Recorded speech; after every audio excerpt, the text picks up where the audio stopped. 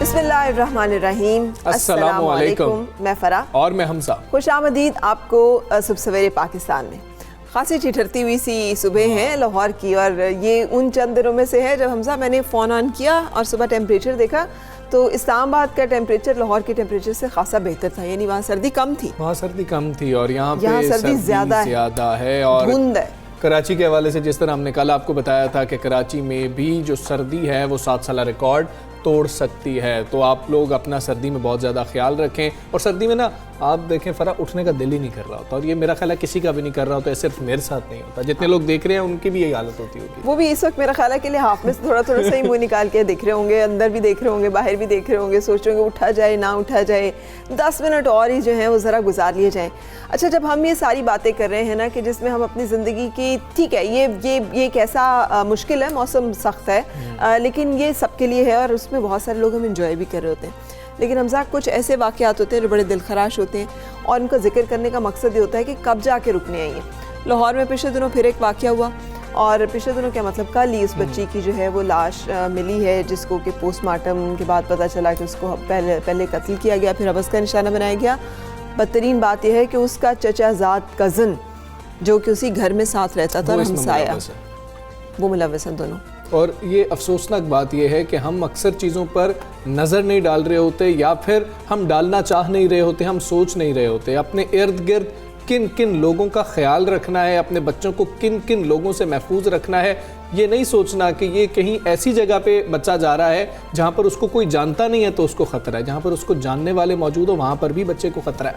और तो और एक और मैं वाक़या पढ़ रही थी कर अखबार में, और उसमें लिखा हुआ था कि कसूर, यानी कसूर में एक वाक़या जो है वो रिपोर्ट हुआ, उसका मुलजिम जो है ननकाना साहब जाके जो है वो पकड़ा गया, और वो मुलजिम जो है जब उससे पकड़ा तो उसने इतराफ़ किया कि उसने तो और बहुत सारे बच्चों के साथ ये मामला जो है वो किया हुआ, वो हैबिचुअल ऑफेंडर था। और जब वो पहले पकड़ा गया था तो फिर उन्हीं लोगों ने जो ख़ानदान के लोग थे या बच्ची के या बच्चे के घर वाले थे, उन्होंने मुसालिहत कर ली थी। प्रेशर डालते हैं कि ये देखिए जी ख़ानदान का नाम जो है बर्बाद होगा, ये होगा, लेकिन ये नहीं सोचते हैं कि ख़ानदान के दीगर बच्चों के साथ भी वही हो सकता है जो उस बच्चे के साथ हुआ है। तो लिहाजा अपने बच्चों का बहुत ज़्यादा ख्याल रखें, उन पर नज़र रखें, और बाकी लोग जो इर्द गिर्द हैं उन पर कड़ी नज़र रखें कि वो कैसे कामों में मुलव्वस हैं, कैसी सोच है उनकी, और उनके रवैये ज़रूर देखें। अपने बच्चों को अकेला मत छोड़ें। अपने बच्चों के सिर्फ माँ बाप और भाई बहन के अलावा अपने बच्चों को अकेला मत छोड़ें। सींग नहीं होते उनके सर पे जो कि इस तरह की हरकतें करते हैं, लेकिन ये कि आपको एतमाद नहीं करना किसी पे, अपने बच्चे की हिफाजत का खुद एहतमाम करना है। सबसे पहले बात करेंगे मुल्की सियासत की, जहाँ हुकूमत और अपोजिशन एक दूसरे के खिलाफ मोर्चे संभाले हुए हैं, वार किए जा रहे हैं।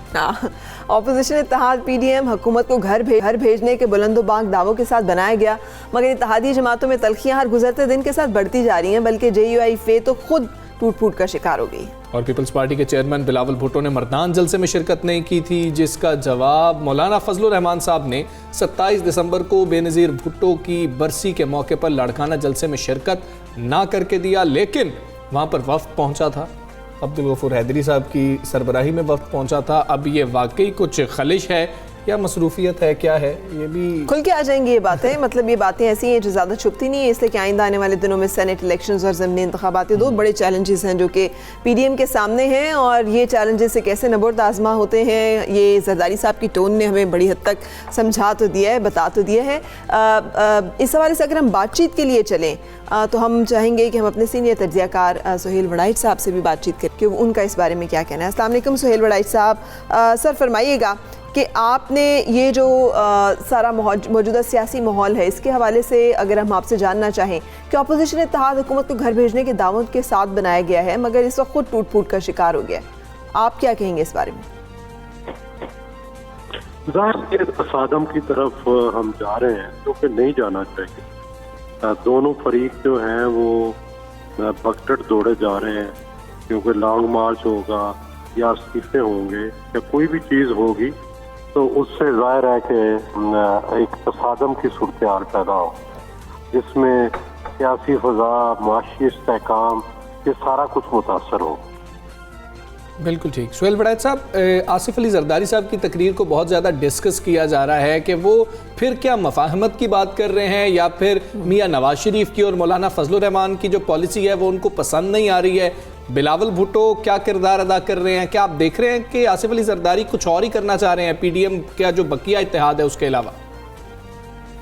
میرا یہ خیال ہے کہ استعفوں کے بارے میں ظاہر ہے مختلف رائے رکھتے ہیں زرداری صاحب بھی یا پیپلز پارٹی بھی، کیونکہ ان کا تجربہ ہے کہ 1985 میں اور 1983 کے غیر جماعتی انتخابات میں انہوں نے حصہ نہیں دیا تھا اور اس کے ان کو نتائج جو ہے آج تک بھگتنے پڑ رہے ہیں۔ انہی انتخابات میں میاں نواز شریف کو جنم دیا، انہی انتخابات میں 85 کے غیر جماعتی انتخابات میں بہت سارے ایسے لوگوں کو لے آئے جو کہ نان پولیٹیکل تھے اور بعد میں پیپلز پارٹی کے لیے ڈیفیکلٹی پیدا کی۔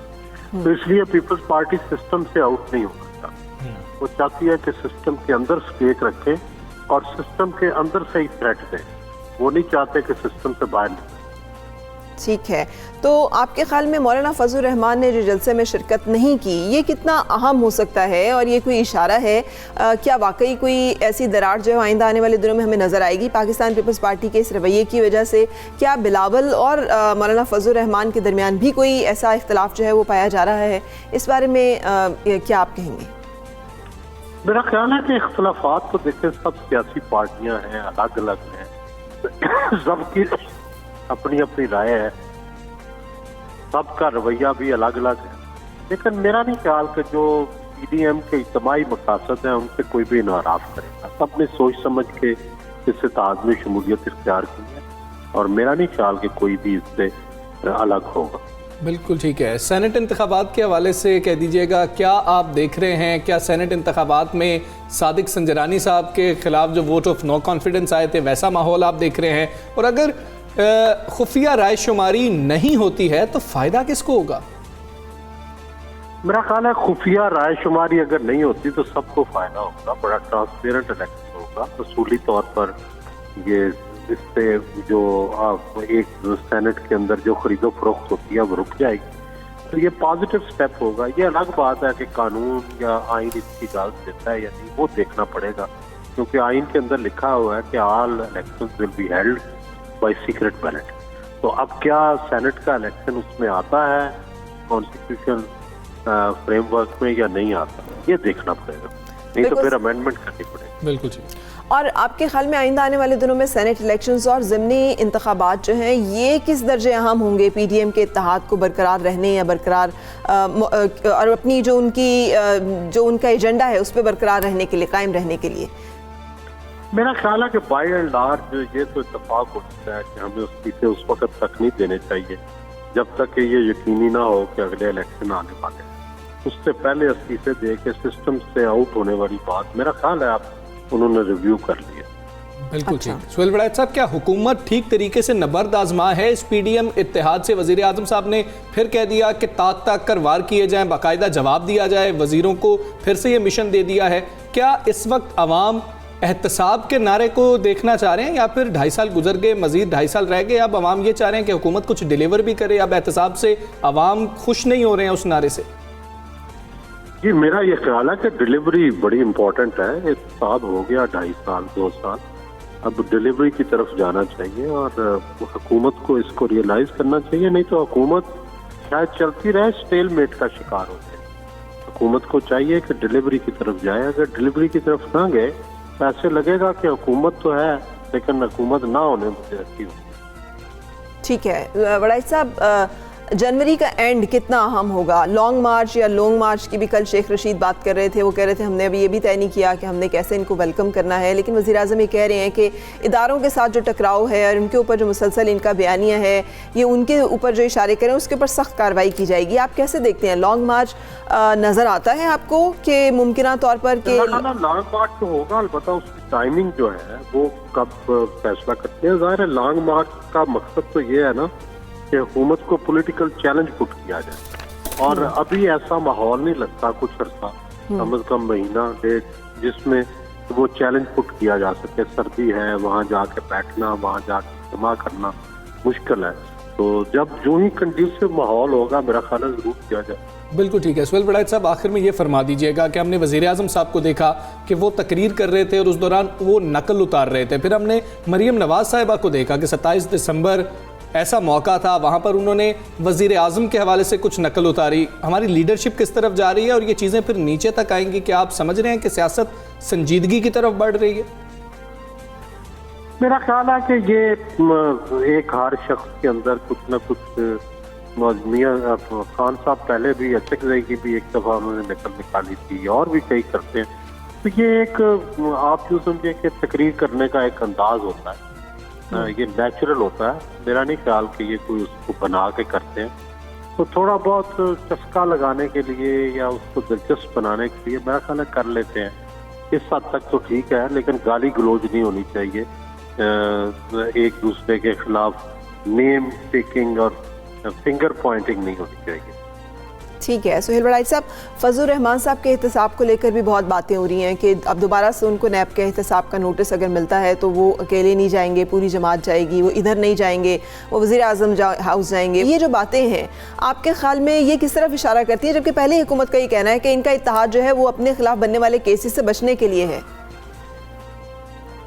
میرا خیال ہے کہ مولانا فضل الرحمان اس حوالے سے بڑے شور ہیں کہ وہ اس کا تشفی اور جواب دے سکتے ہیں. دوسرا میرا خیال ہے کہ ان کی کوئی ابھی ایسی چیزیں نہیں آئیں جس کے اوپر اتنا سخت احتساب کا نوٹس لیا جائے.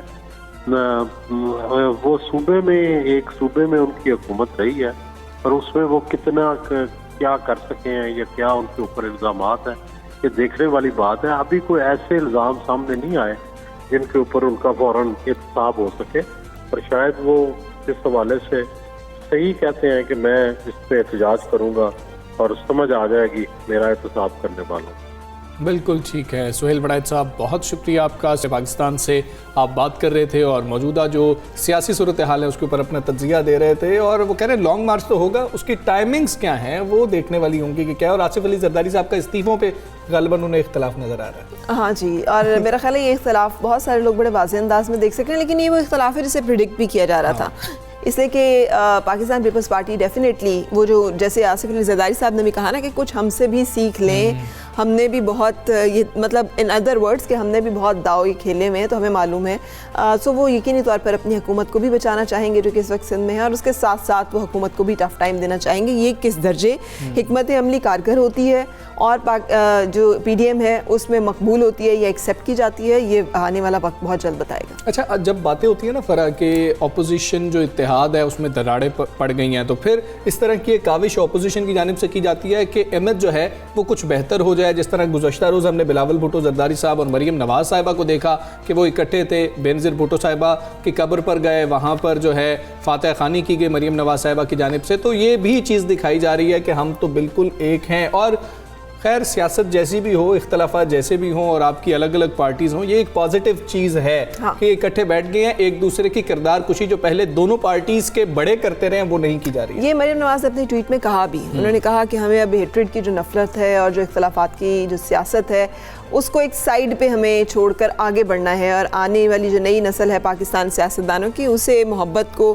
ایک دوسرے کو برداشت کو, ایک نئے کلچر کو لے کے سامنے چلنا, جس کا ایک مظاہرہ ہیومن اینگل تھا نا یہ کہ اگر والدہ کی قبر ہے تو چونکہ وہ ریلیٹ بھی کر سکتی ہیں اپنی والدہ کی وفات کے بعد, تو اس لیے ہمیں اس طرح کی چیزیں بھی دیکھنے کو ملی.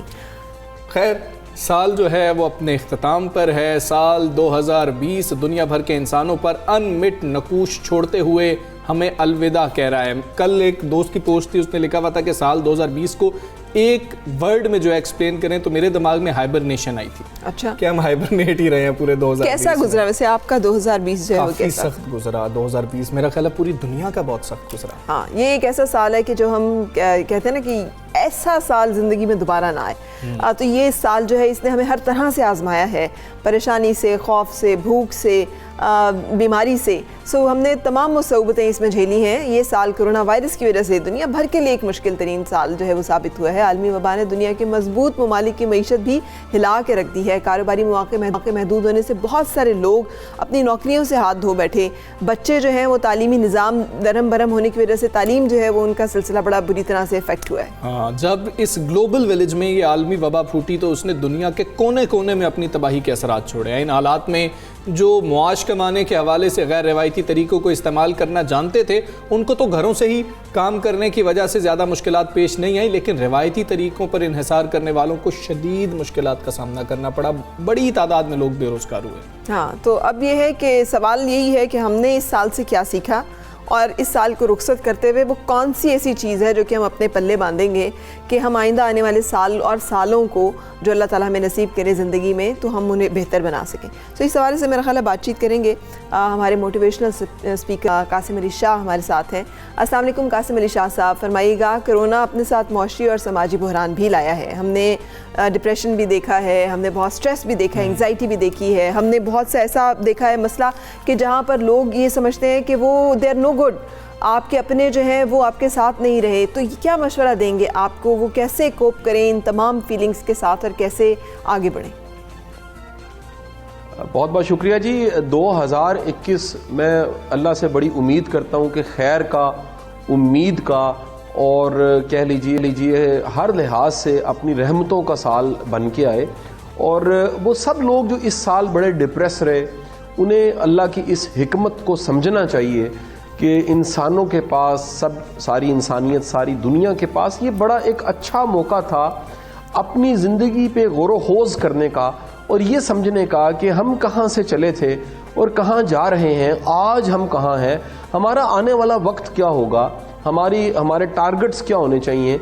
हमें ये भी मापने का, जांचने का, परखने का मौका मिल गया कि क्या अहम है और क्या अहम नहीं है।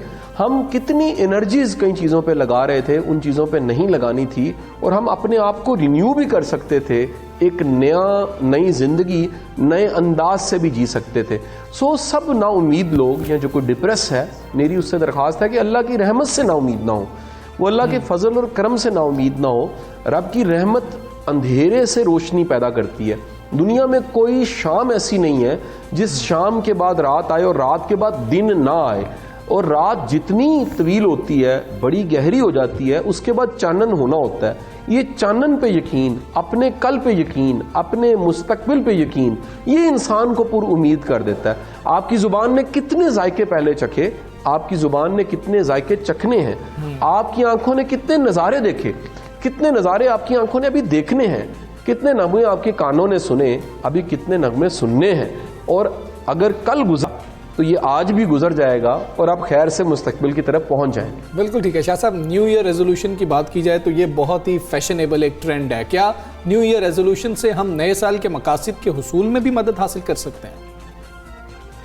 देखिए, दुनिया में अभी तक जो रिसर्च और किताबें और चीज़ें मैंने पढ़ी हैं उसमें तो यही लिखा हुआ है कि 95% लोग जो नए साल की प्लानिंग करते हैं, फ़कत चंद दिनों के अंदर 15-20 दिन में वो सारी प्लानिंग धरी की धरी रह जाती है और फिर वैसे के वैसे ही रहते हैं। उसकी वजह ये है कि हम एकदम से ज़िंदगी को, मामलात को, मुस्तकबिल को बदलना चाहते हैं। एकदम से बदला नहीं जा सकता। जैसे जहाज़ रनवे पे भागता है, उसके बाद फ्लाई करता है। वो रनवे पे भागना, उड़ना तो नहीं होता, लेकिन उड़ने के लिए वो भागना बहुत ज़रूरी होता है। इसी तरह अगर आप ये मान जाते हैं कि आज हम एक छोटा सा कदम उठा रहे हैं, वो कदम उठाने के बाद इस्तकामत रखते हुए, डिटर्मिनेशन के साथ, लगे रहने के साथ अगर हम आगे बढ़ते रहें तो हमें इतनी एनर्जी आ जाती है कि आज चला जा रहा है, कल को भागा भी जा सकता है। सो न्यू ईयर रेजोल्यूशन एक फैशनेबल ट्रेंड तो है, ये बड़ा अच्छा ट्रेंड है। इस्तकामत के साथ अपने इरादों को पूरा करना और ख्वाबों तक पहुंचना, ये ज़्यादा बड़ा काम। अच्छा, मुझे लगता है कासिम अली शाह साहब, मुझे लगता है कि 2020 ने ना मुझे तो एक चीज़ सिखाई है कि unlearn the past and learn the future, کہ آپ نے یہ جو ان لرن کرنا ہوتا ہے, پچھلی سیکھی ہوئی چیزیں ہیں وہ مشکل ہوتی ہیں, اور نئی چیزوں کو پھر سیکھنا اس کے اوپر سے. نئے اسکلس بڑے جو ہیں وہ ان ہوئے ہیں, ڈیمانڈ ان کی بہت بڑھ گئی ہے. بہت سارے ایسے لوگ جو کہ نہیں پیسہ کما سکتے تھے ان پینڈیمک کے دنوں میں, انہوں نے بھی نئے طریقے گھر بیٹھ کر یا گھر سے کام کر کے پیسے کمانے کے سیکھے. ان میں سے کون سے ایسے ہیں جو کہ آپ ریکمینڈ کرنا چاہیں گے, اگر خواتین ہمیں دیکھ رہی ہیں یا ینگ بچے ہیں وہ دیکھ رہے ہیں, تو کیا آپ بتائیں گے کہ کیا کیا جا سکتا ہے؟ میں ابھی چند دن پہلے ایک کالج میں گیا جہاں پر کچھ کلاسز تھوڑے سے بچے موجود تھے, کیونکہ پرمیشن نہیں ہے, لیکن کیونکہ وہ پریکٹیکل کالج ہے تو وہاں پر ان کا ادارہ کیک میکنگ اور کوکنگ اور کہہ لیجئے بیکنگ کی ایکٹیویٹیز کر رہا تھا. اور مجھے جب میں نے بچوں کے انٹرویو لینے شروع کیے, بالخصوص بیٹیوں کے, تو میری حیرت کی انتہا نہیں تھی کہ بے شمار بچیاں اپنا فیس بک پیج, اس پہ کیک بناتی ہیں اور اس کی تصویر لگاتی ہیں, آرڈر ملتا ہے وہ کیک بیچ دیتی ہیں, اور وہ اپنے ایک دن کی اچھی ارننگ کر لیتی ہیں. کچھ بچے منتھ کے ریونیو بتانے لگے تو وہ منتھ کے ریونیو بڑے اچھے تھے. آنے والا جو سال اور آنے والا وقت ہے وہ ای کامرس کا وقت ہے. اس ای کامرس کے دور میں آپ کو ڈیجیٹل سکلز کو سیکھنا چاہیے.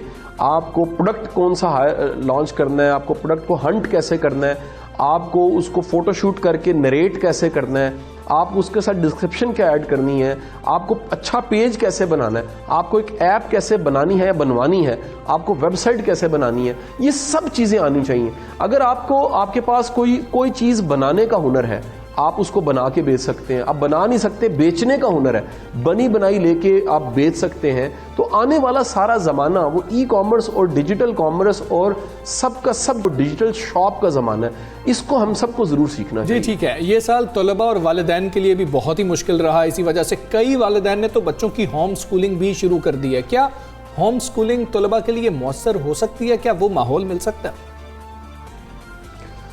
ہوم سکولنگ طلبہ کے لیے مؤثر نہیں ہو سکتی. ہوم سکولنگ کے ساتھ کوچنگ کا ہونا بہت ضروری ہے. ہوم سکولنگ سپورٹیو ہو سکتی ہے. جو مین ٹیچنگ اور ایجوکیشن سسٹم ہے اس میں سپورٹیو چیز ایک نئی کریٹ ہوگی ہے, اور یہ آنے والے سالوں میں رہے گی. آپ یاد رکھیے گا, ادارے کھل جائیں گے, کالج یونیورسٹیاں اسکول سب کھل جائیں گے, لیکن آن لائن کلاس ایک نئی چیز ٹرم بچوں کے ساتھ چل پڑے گی. آن لائن کوچنگ یہ بھی ٹرم ساتھ چل پڑے گی. ڈیجیٹل جو لیکچرز نیٹ پہ پڑھیں, یوٹیوب پہ کسی ویب سائٹ پہ پڑھیں, یہ بھی ساتھ ٹرم استعمال ہونے لگ پڑے گی. آج گوگل میٹ اور زوم کی بات ہو رہی ہے, اس کے بغیر بھی دنیا آگے نہیں چل سکے گی. سو آن لائن صرف کلاس یا ہوم سکولنگ یہ کافی نہیں ہے. اس کا رول سپورٹیو رول ہے. یعنی اگر ترجیحات میں بات کی تو ترجیح دوئم پہ آتے ہیں, ترجیح اول پہ اسکول کا, کالج کا, یونیورسٹی کا سبسٹیٹیوٹ نہیں ہو سکتے.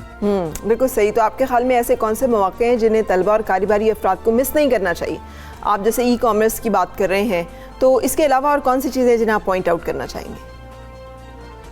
دیکھیں, جو کاروباری افراد ہیں انہیں اپنی ڈیجیٹل شاپس کی طرف جانا چاہیے. چند دن پہلے حفیظ سینٹر میں آگ لگ گئی, اربوں خربوں کا نقصان ہو گیا. ان اربوں خربوں کے مالکوں نے کیوں نہیں سوچا کہ ہماری ڈیجیٹل یا ای شاپس ہوتی؟ اگر ان کی ای شاپس ہوتی تو اتنا مال وہاں رکھنے کی ضرورت نہیں تھی, کسی ویئر ہاؤس میں رکھ لیتے اور اپنی ای شاپس کے ذریعے بھی وہ ارن کر سکتے تھے. ای شاپ میں اتنی زیادہ ہیومن ریسورس کی بھی ضرورت نہیں ہوتی. یاد رکھیں, جب دنیا میں انڈسٹری آئی تھی وہ انسان کا سبسٹیٹیوٹ تھی. اب ٹیکنالوجی اور آئی ٹی کے ذریعے, بڑے تھوڑے سے لوگوں کے ذریعے آپ بہت سا کام کر سکتے ہیں. رہ گئے اسٹوڈنٹس, تو اسٹوڈنٹ فری لانسنگ کی طرف ضرور آئیں. پاکستان نے پچھلے چند ماہ پہلے ایک منتھ ایسا تھا, جولائی کا منتھ تھا, جس میں فری لانسنگ سے 160 ملین روپیز کمایا. اب $160 ملین کمایا. $160 ملین ایک بہت بڑی مقدار ہے. اگر پاکستانی گورنمنٹ اور ہماری یوتھ یہ مل کے فیصلہ کر دیں کہ چند سالوں میں ہم نے 160 بلین تک جانا ہے, تو یہ ٹارگٹ بھی اچیویبل ہے. اور فری لانسنگ میں بہت سی کیپیسٹی ابھی موجود ہے, بہت سی گنجائش ہے. بچوں کو پڑھنے کے ساتھ فری لانسنگ سیکھنی چاہیے. جو لوگ جاب کر رہے ہیں اور وہ شفٹ کرنا چاہتے ہیں ان کو بھی آن لائن سیکھنا چاہیے. تو آن لائن میں بڑی زیادہ کیپیسٹی ابھی موجود ہے. بالکل ٹھیک. اکثر لوگ میری طرح کے اپنا ٹارگٹ تو سیٹ کر لیتے ہیں شاہ صاحب, لیکن راستے میں ہم بھٹک جاتے ہیں. جیسے آپ نے کہا کہ 15-20 دن ہوتے ہیں, 15-20 دنوں کے اندر ہی وہ سارے پلان درہم برہم اوپر نیچے ہو جاتے ہیں. تو ثابت قدم کیسے رہنا ہے؟ میں نے ایک ٹارگٹ سیٹ کر لیا, ثابت قدم کیسے رہوں کہ اس کو اچیو کر پاؤں؟ دیکھیں, ڈٹرمینیشن ثابت قدم رہنے کے لیے 3 چیزیں. ایک تو خواب بڑے واضح ہونے چاہیے, ان خوابوں کو یاد رکھنا چاہیے, ان خوابوں کو دہرانا چاہیے. دوسری چیز جو بڑی امپورٹنٹ ہے, کنٹینیوس موٹیویشن ہونی چاہیے. آپ کو کوئی نہ کوئی ایسے سورس ہونے چاہیے جو شاباشی دیں، ایسے سورس ہونے چاہیے جو آپ کو بیک اپ کریں، ایسے سورس ہونے چاہیے جو آپ کو اچھا کہیں. اور تیسری چیز کمپنی ہے. آپ ایسے فرد کے ساتھ ضرور رہیں، ایسا شخص کو ساتھ ضرور ہونا چاہیے جو گرتے کو سنبھال لے. ایک کیل ہوتا ہے وہ پانی میں ڈوب جاتا ہے، وہی کیل اگر پھٹے میں، لکڑی کے پھٹے میں لگ جاتا ہے وہ ڈوبتا نہیں ہے اپنی کمپنی کی وجہ سے. آپ اگر اپنے ساتھ اچھی کمپنی، آپ اچھے لوگوں میں اٹھتے بیٹھتے ہیں تو پھر آپ گرتے نہیں ہیں، وہ آپ کو سنبھال لیتے ہیں. اور انسان کو انسان کے سہارے کی ضرورت ہوتی ہے. آپ کبھی بھی انسانی سہارے سے انکار نہیں کر سکتے، انسان کی امپورٹنس سے انکار نہیں کر سکتے. ٹھیک ہے قاسم علی شاہ صاحب، بہت شکریہ آپ کا. بہت مفید مشورے آپ نے دیے کہ ہمیں نئے سال کا آغاز کیسے کرنا چاہیے. تو ایک دوسرے کو سنبھالنے کی کوشش کریں، اگر ایک گر رہا ہے تو دوسرا جو ہے اس کو ضرور سنبھالے، اور یہ بہت زیادہ ضروری ہے. اور گولز بہت ہی کلیئر ہوں. مجھے پتہ ہے کہ بہت سارے لوگوں کے بہت سے گولز ہوں گے جیسے ہم ہمیشہ سے بناتے ہیں، لیکن ہم کبھی بھی اچیو نہیں کر سکے ہیں. کیسے اچیو کرنے ہیں وہ قاسم علی شاہ صاحب نے ہمیں بتایا. ٹائم فار بریک کے لیے رکیں گے.